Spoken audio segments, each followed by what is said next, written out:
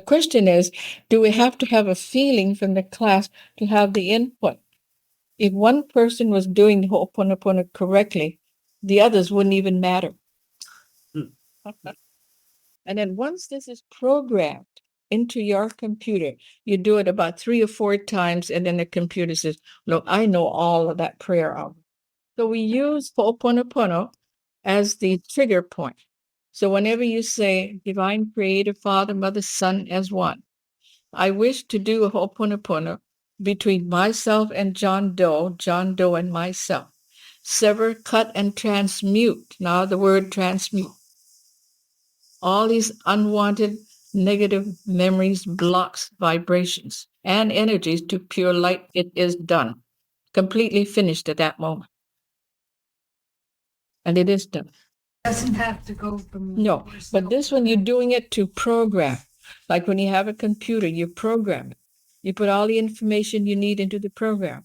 But some people's computers are not as apt to absorb it rapidly because you are reconditioning your cells. So many of us have had to go, we're Catholics, Mormons, Buddhists, Shintoists, whatever we are. We have certain affirmations to do, certain mantras to do. So we've been conditioned that way. And to kind of go into this is a little difficult for some. So I say if you do this 4 times, you should have programmed it into your computer so that all you do, Ho'oponopono, it pulls out the ticket, Ho'oponopono, between who and who, Mr. John Doe and Mary Jane and John Doe. Then you do the other, and when you say it is done, it's automatically out of your computer. What a beautiful 2-minute introduction. I wanted to provide you with a small taste of this beautiful teaching from the teacher herself.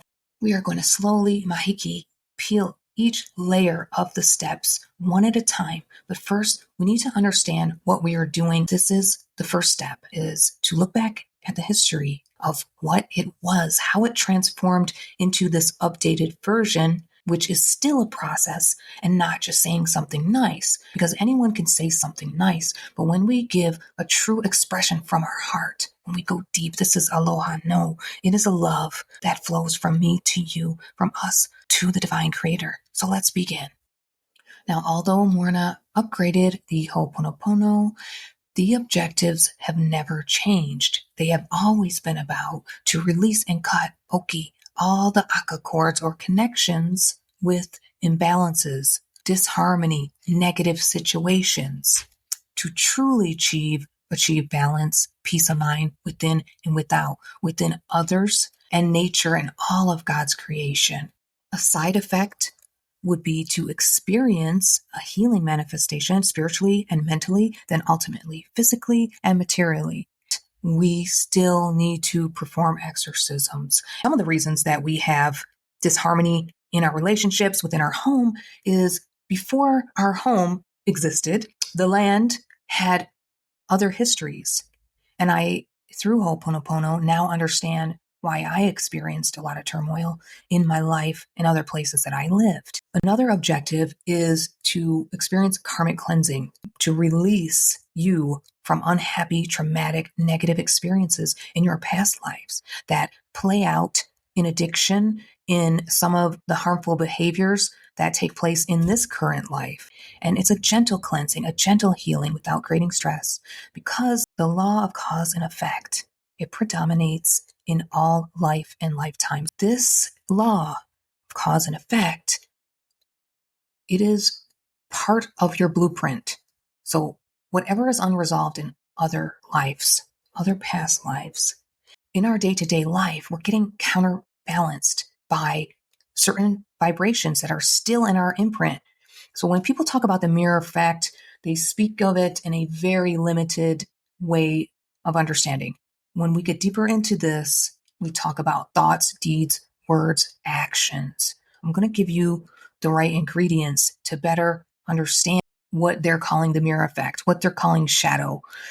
The more that you clean in its truest form through Morrnah's teaching, you will feel some things arise. And it's kind of like when you drop a pebble into the water. There's resonance. There's the waves go out. things don't just stop right here. They have to be slowly transmuted. And for everyone, it may take a different timeline, because as you're being counterbalanced, we fill in the voids with harmony, peace, balance, and temperament, and some other ingredients that you might specifically need for you, because we are in our own universe. And although I'm in my own world, at the same time, I am flowing in this outer experience. So we talk about macrocosm, microcosm. Just as I have a soul, the planet has a soul. The planet has a spirit. So when you think about Ho'oponopono, think about it like this. You have blood cells in your body. Each cell helps contribute to the whole. If one cell was only flowing in your bloodstream, then you'd have a blood clot, right? So collectively, when all the cells are harmoniously working together, we have balance. Now let's listen to what one of our Hawaiian elders, Kupuna, has to say about this beautiful gift of Ho'oponopono.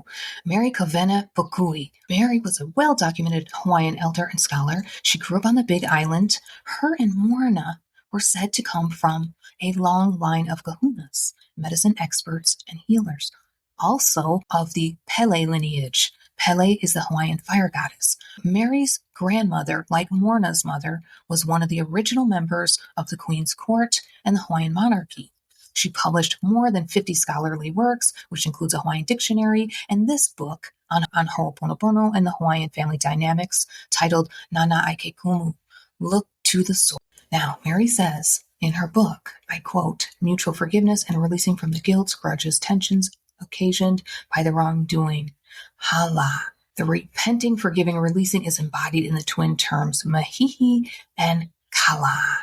And on page 60, Ho'oponopono is described as setting to right, to make right, to correct, to restore and maintain good relationships among family and the family and supernatural powers. The specific family conference in which relationships were set right through prayer, discussion, confession, repentance, and mutual restitution and forgiveness. My Hanai, adopted mother, called from the Big Island. She had a dream that bothered her. She said she had a problem, so better I come home already. I said, why don't we talk about it now over the phone? Maybe I can help you. But Mom said, no, better you come home. We need Ho'oponopono. So early the next day, I flew home for Ho'oponopono. What is this Ho'oponopono?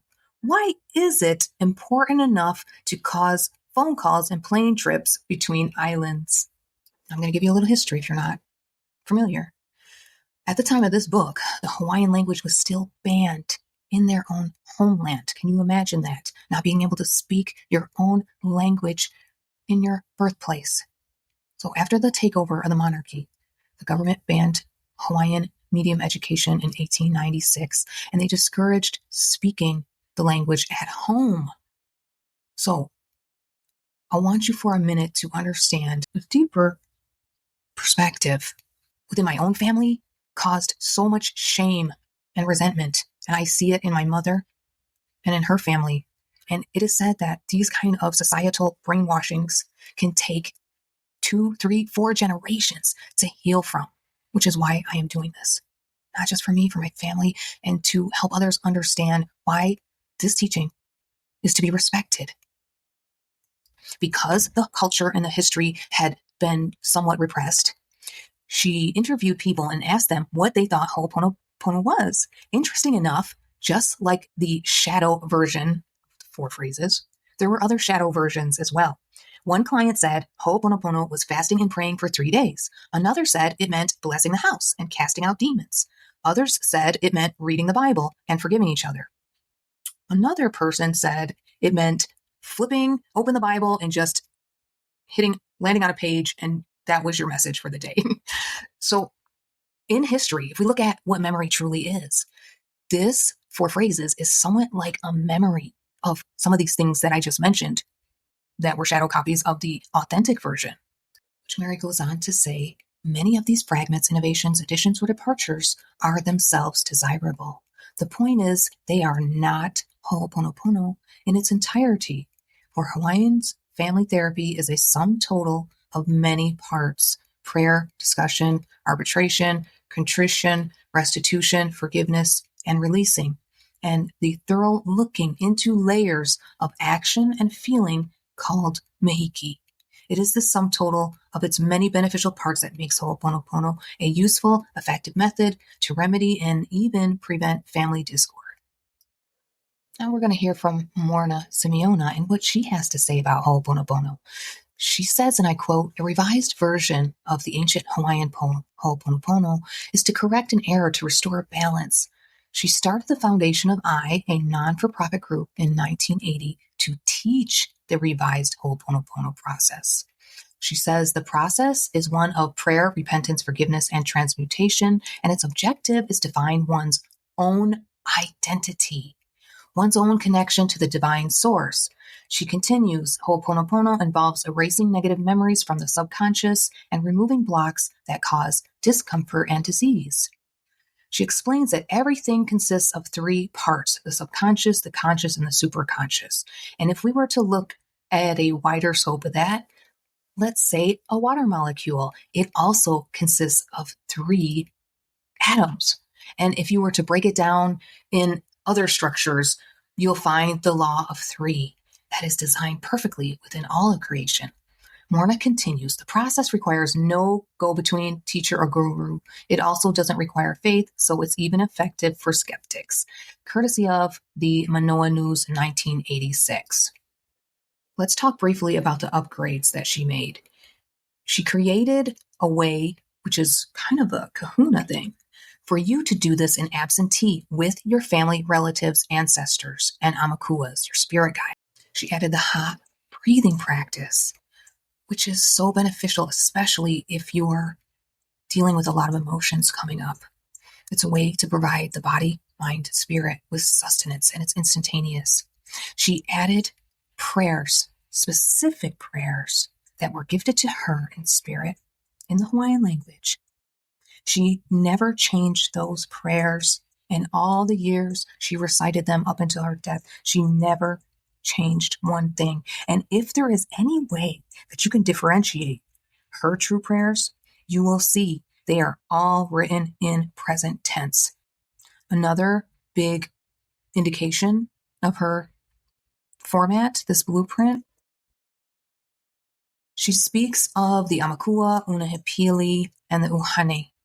The Amakuas were always the guardian between us and the inner world, the next higher world up. And I know it's not really the next world up, but for you to try to get a gist of understanding this, they were the go-between, just as you are the go-between between your low self and your high self.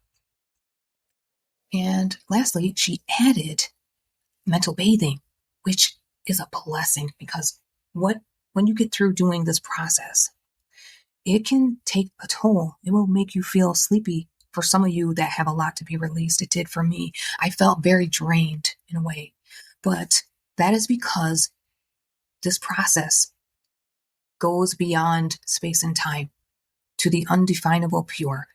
What she says about the undefinable pure is laughable when I hear people in the other circuit speak of zero. Okay, that's a science term, first of all. But the undefinable pure is the void. You literally will experience the void. And I'm going to give you a quick little explanation.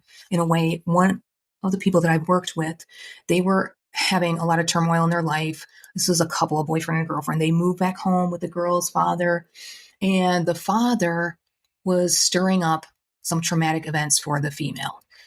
She had been abused as a child. Needless to say, this man allowed someone to move into their home who was carrying out similar characteristics of a person that was abusing her in her childhood, that her parents did not do anything about. So it triggered her emotions to do something, say something. She went to her father, and he did not want to hear anything she had to say. She went back to her bedroom where she was speaking with her boyfriend. And in that moment, she made a decision that she told him, we are leaving right now. Suddenly, the both of them described this to me, that it was like the room disappeared. They didn't see anything. Everything turned black. Even the dog that was in the room barked. It was like everything was erased. That is an example of the void. They actually shifted timelines in that moment, which caused her and him, because they have cords together, so they went together to experience the undefinable pure. It can happen that way with very powerful individuals. Now, both of them are fire element. And so the more that you do this work, you will start to understand how powerful it can be. Ho'oponopono always began with the problem solving, the hashing it out, making the confessions. This was a preliminary step, not actually in these steps itself. And we'll get into a little bit deeper why that is. One of the reasons, though, I will tell you, is because a true Ho'oponopono always started with a prayer and ended with a prayer.